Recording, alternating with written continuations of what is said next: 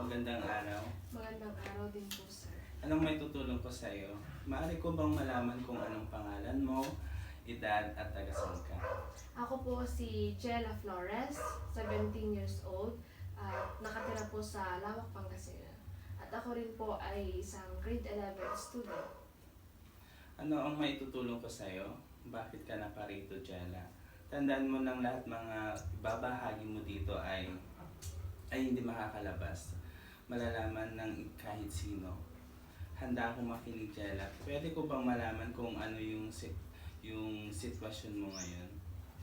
Natatakot po ako kapag maraming tao. Katulad na lang po ng mga, kunyari, nakapaligid po sa akin. Kunwari po, nasa school.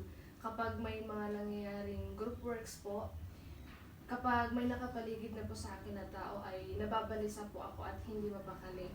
Kaya po, sa ganong pagkakataon, sinasabi po ng mga kagrupo ko na ay parang wala po akong ambag, wala po akong naitutulong sa grupo. Hindi ko rin po alam kung ano ang gagawin ko kapag ganun na po na nababalisan na po ako at hindi mapakali. Kasi po, hindi na po ako makapag-isip ng maayos. Maraming estudyante ang nakakaranas ng katulad ng sitwasyon mo, Jella. Paano mo hinaharap ang sitwasyon mo kapag nakakaramdam ka ng pagkakabalisa? Hindi ko po alam kung ano po yung gagawin ko, sir. Kasi po, nasa gilid na lang po ako. Tapos tahimik na nakatingin sa mga grupo ko. Tapos hindi ko po alam kung ano po yung gagawin ko.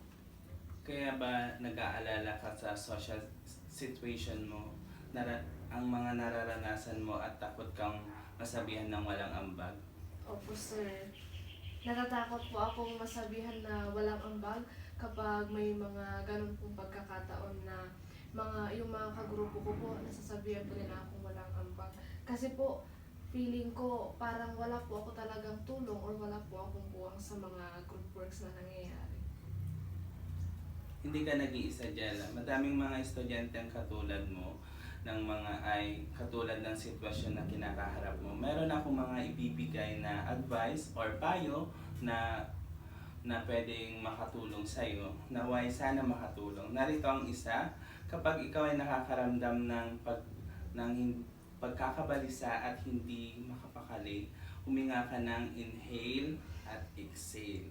Pangalawa, lumapit ka sa mga taong komportable ka, kasama sila, mga pamilya mo, kaibigan mo, humingi ka ng mga advice, tulong para ma-comfort yung sarili mo.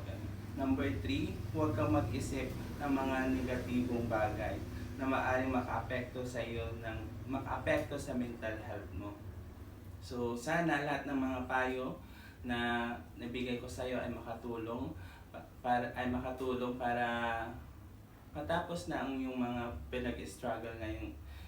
struggle mo ngayon sa buhay mo. Maraming salamat po, sir.